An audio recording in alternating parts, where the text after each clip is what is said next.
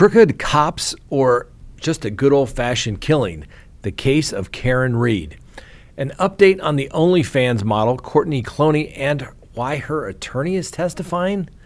We have two stories of a bad mom and a bad tenant, and our dumb criminal of the day. Let's talk about it. Hi, lawyer. Good day, Crime Talk aficionados. My name is Scott Reich, and this is Crime Talk. Thanks for joining us. You know the drill. Subscribe if you haven't, like if you do, leave me a comment below, and make sure you hit that little bell for notifications. And yes, you can listen to us anytime on any of your favorite podcasting apps. So let's go ahead and open the record for April 24th, 2024. And I'll be honest with you, ladies and gentlemen, I did not know much about this Karen Reed case. And hey, there's only so many hours in the day. I can't be aware of every case, but if you know of a good case, let me know about it because we want to cover it. All right. So Karen Reed case, was it the intoxicated girlfriend or a bunch of crooked cops? So the murder trial involving the mysterious death of a Boston police officer will begin next Monday in Norfolk, Massachusetts. Now, there's been an ongoing FBI investigation into how local police handled the case.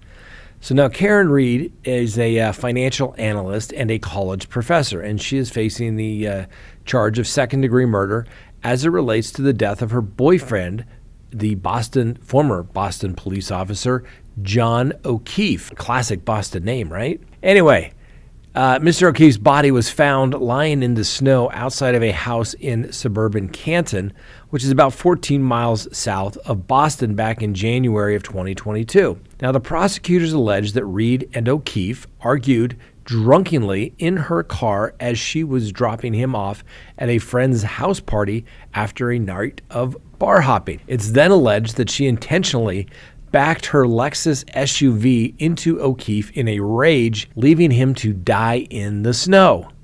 But needless to say, we're going to trial, so Miss Reed has denied these allegations, and she's got a pretty good legal team.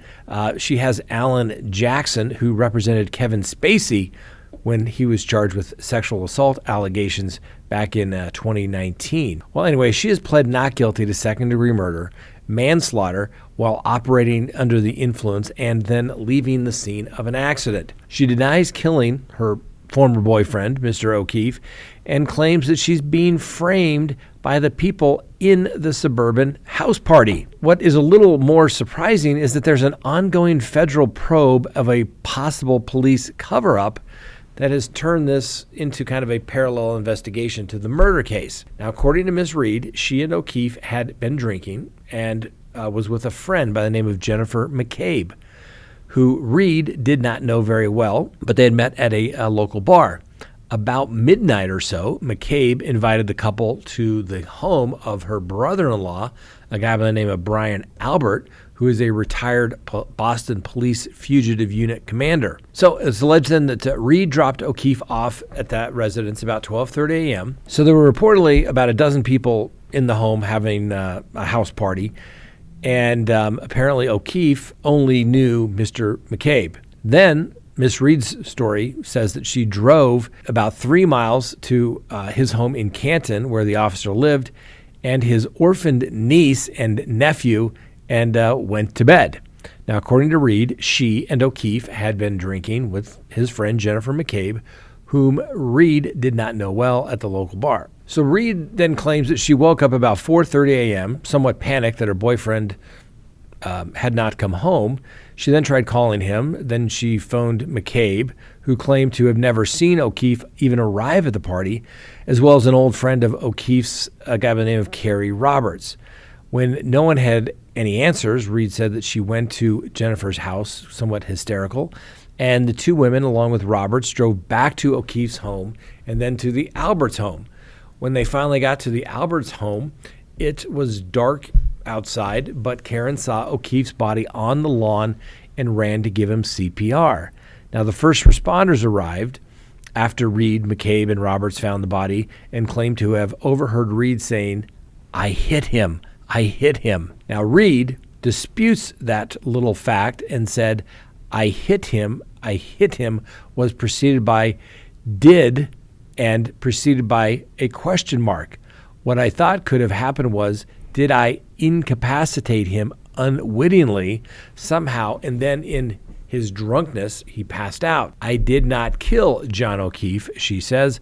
I have never harmed him, and not a single hair on his head, according to Miss Reed. Well, apparently somebody didn't believe that story because Miss Reed was arrested on February 2nd, 4 days after O'Keefe was found dead on the lawn and charged with manslaughter. 4 months later, the charges were elevated to murder. She's out on bond. Prosecutors say that Reed and O'Keefe had been drinking a lot when they left the Waterfall Bar, and Karen drove O'Keefe to the Albert house, where Brian Albert and others were obviously having this house party. They say that Reed had begun arguing with O'Keefe, and when he got out of the car, she rammed into him on purpose and left him there. It's alleged that Reed's SUV at her parents' home in a nearby city was found some 11 hours after the discovery of O'Keefe's body, and it apparently had a broken taillight, prompting investigators to arrange a seizure of the vehicle. However, phone records show that someone had called for a tow truck more than an hour earlier. It's also claimed that they found pieces of her SUV's broken taillight on the lawn near O'Keefe's body and tainted with his DNA many hours after the body was discovered. Now, prosecutors say that the party claimed that Mr. O'Keefe never entered the actual house. What's bothersome to Reed's supporters were that O'Keefe's injuries were above the neck and isolated to his right arm, and that the backs of his hands looked like boxer's fractures, all seemingly inconsistent with the alleged hit and run. O'Keefe also had a 2-inch gash in the back of his head, yet there was little to no blood at the crime scene. Furthermore, marks on Mr. O'Keefe's arms were consistent with dog bites. Now, Brian Albert, remember the homeowner, and his wife ripped up their basement floor and sold their home, which had belonged to the Albert family for years, just a few months before O'Keefe's deaths, according to Reed's defense team.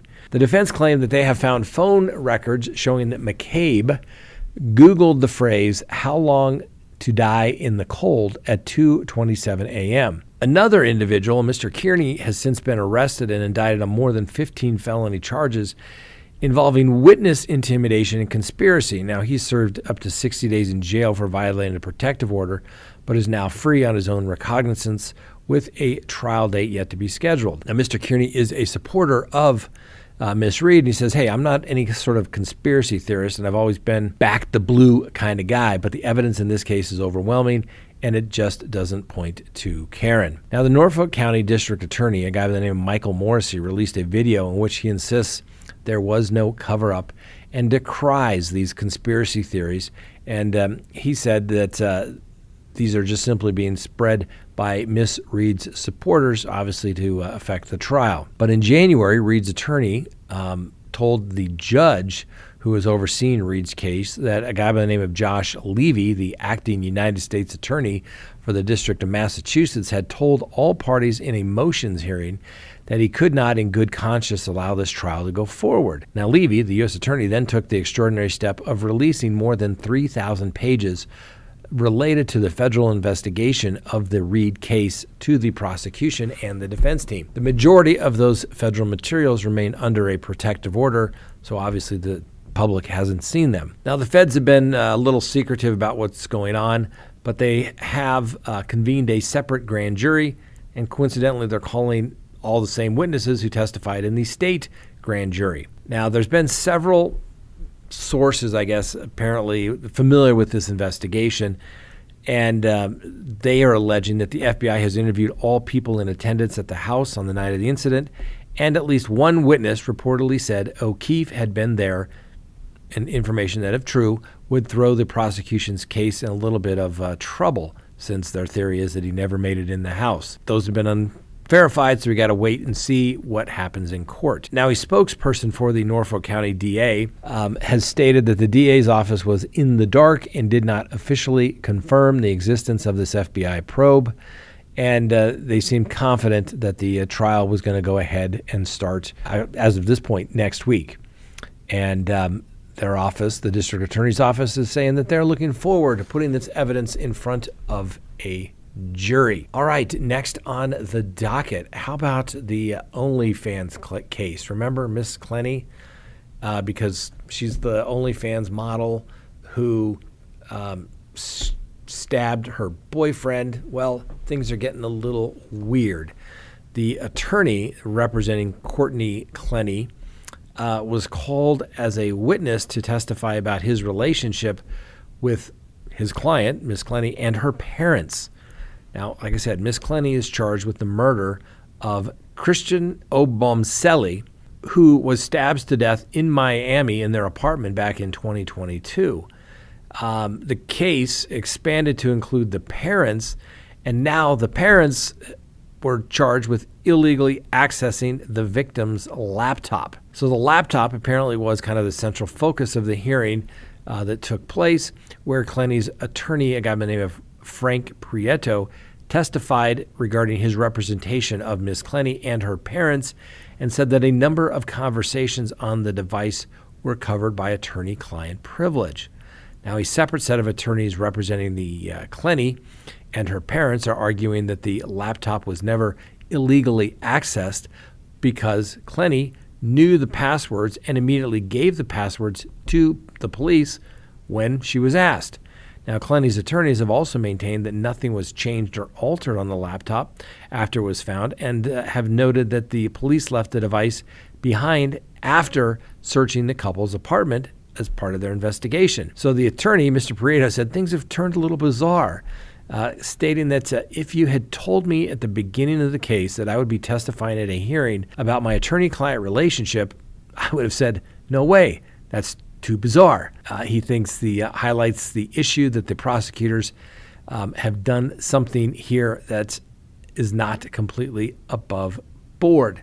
Now, Sabrina Puglisi, Prieta's co-counsel, has stated they plan to file a motion to remove the state attorney's office from prosecuting the case because of what they have termed vindictive prosecution, but have also alleged violation of the attorney-client privilege.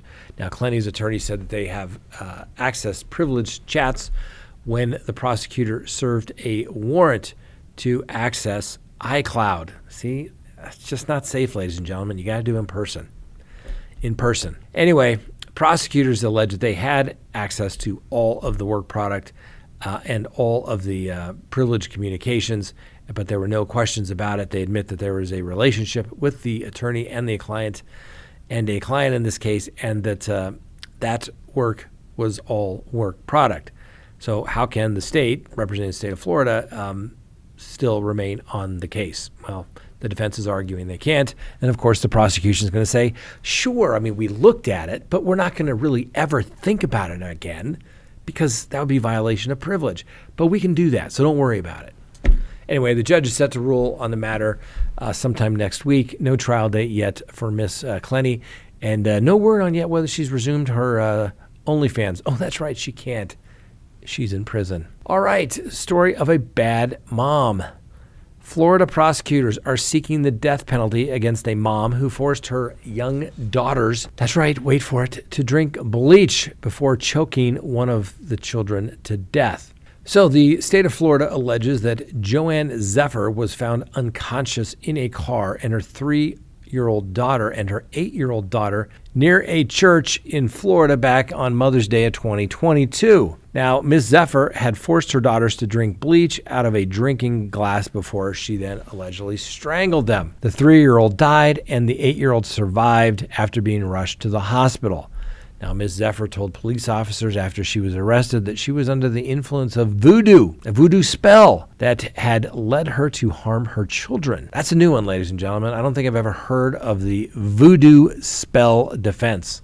I'm going to have to file that one away and store it there for the next good case. Anyway, the mom was already facing an arrest warrant for attempted murder at the time after her husband, who also survived an alleged stabbing by her. So there was a press conference held by the sheriff back in May of 22, and they said that Ms. Zephyr had told a family member that she was going to turn herself in to authorities for stabbing her husband, but wished to spend a little quality time with her children first.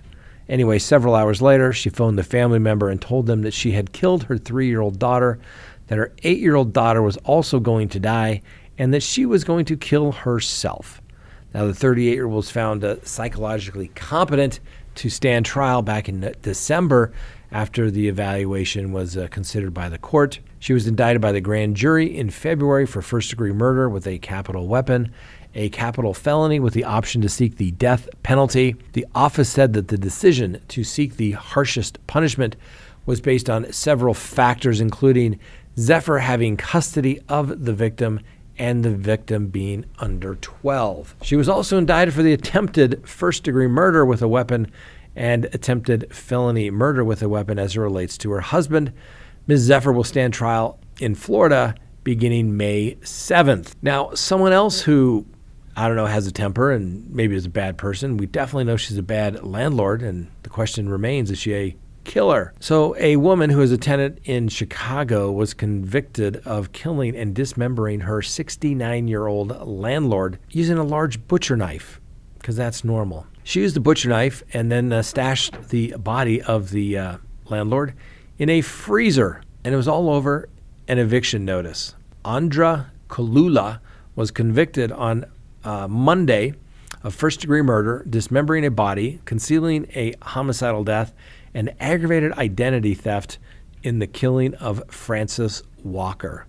Now, the killing took place back in October of 2022 after police responded to a possible missing person at this boarding house where Kalula had rented a room from Miss Walker. Now, other tenants in the building reported hearing what they believed to be Miss Walker screaming about 2:30 a.m., and the tenants made several attempts to contact Miss Walker. However, Miss Walker did not respond, but several text messages were sent from her phone. Texts were actually sent by, guess who? Miss Kalula.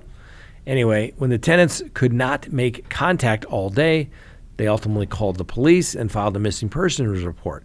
Now, as the police were arriving, Kalula was seen exiting the residence, the boarding house, and getting into a tow truck that she allegedly ordered and paid for using, guess, that's right, Miss Walker's credit card. She then refused to walk to the police, saying that, by gosh, she knew her rights, told the tow truck driver to leave and go to Foster's Beach to get her car. Many of the tenants, concerned for the safety of the tow truck driver, added, when they were talking to the police, that there were several 911 calls regarding the defendant. Fearful for the tow truck driver's safety, several of the tenants exchanged information with him and made clear that they believed that Ms. Kalula was, well, a dangerous person. Now, the tow truck driver was soon contacted one of the tenants and relayed that when Kalula got to the Foster Beach where her car was, she placed a large bag in a garbage can, and then several tenants had followed the tow truck and opened the bag to discover bloody rags and linens inside the ditched bag. The tenants notified the cops that were at the house what they already found, and they responded to the Foster Beach as well as the boarding house, obviously. After the initial search revealed no signs of foul play, police searched Kalula's room again, this time finding some blood and, that's right, the remains. Anyway, investigators then obtained a search warrant and allegedly discovered additional blood splatter and several other bloody kitchen knives. Now, during this time, Kalula was still with the tow truck driver, and she had apparently threatened the tow truck driver with a knife for contacting the other tenants, according to the police. So, due to the communication between the tow truck driver and the tenant, the police were able to get to the scene immediately and place the defendant in custody for pulling a knife on the tow truck driver. Kalula was then obviously taken to the police station, where she immediately invoked her right to remain silent, which is her right to do. Anyway, Miss Kalula is believed to have killed and dismembered Miss Walker in Miss Walker's bedroom with the butcher knives. She, hopefully, while in prison, won't have access to sharp instruments. Miss Kalula, you had it coming. And finally today, our dumb criminal of the day. Take a look at this Florida woman charged after she allegedly spit on deputies and caused quite a scene upon her arrest. Now, I have never understood why people make such a commotion when they get arrested. They spit, they scream, they kick the car, they defecate in the car. I just never get it. Like that, you think that's going to read well anywhere? And these days, it's all on body cam. You think that's going to play well in front of a jury? Hell no. That's why, Julia Jones, you are a dumb criminal of the day. Now, she was arrested last Friday on charges of disorderly intoxication in a public place, causing a disturbance, a battery charge on law enforcement, and possession of hydrocodone. Now, police responded to an apartment duplex after receiving a 911 call regarding an intoxicated female. Now, the witnesses told the deputies when they arrived that Miss Jones had possibly consumed 2 liters of vodka already today and had an Uber deliver 3 more liters of vodka to presumably be consumed immediately. So when the police arrived, they found Miss Jones, who could not keep her balance when speaking and had that distinct odor of an unknown alcoholic beverage. She then becomes extremely irate, begins to scream at the top of her lungs. Now, while the deputies attempted to detain her to prevent further disturbances, no, she then began spitting on the deputies and struggled to break free. After a several minutes struggle, the police, deputies, and medical personnel were able to handcuff her and place her in the back of the car. As you can see, then Jones sprawled herself across the back seat and began using multiple expletives, berating deputies for their conduct. "You are idiots. You are effing idiots," Miss Jones screamed as she continued to endear herself to the police officers, and they also let her out of the vehicle. Now, the deputies ultimately pulled over after Jones began to violently bang her head repeatedly against the back of the seat while actively screaming. And of course, it's all on video. The police, you can hear him say, "Ma'am, stop banging your head." Jones replied, "No, you answer me. No, you answer me." Anyway, Miss Jones has been booked into the county jail. Fortunately, she was able to sober up enough and get a $7,500 bond after appearing before the judge. She posted that and has been released. Hopefully, one of the conditions is that Miss Jones not consume alcohol, because I don't think vodka is her friend. You can't make this stuff up, ladies and gentlemen. All right, that's all we have for you today. Thank you for watching. We appreciate you taking the time to do so. Have a wonderful day. We'll see you next time on Crime Talk. And yes, the Constitution matters.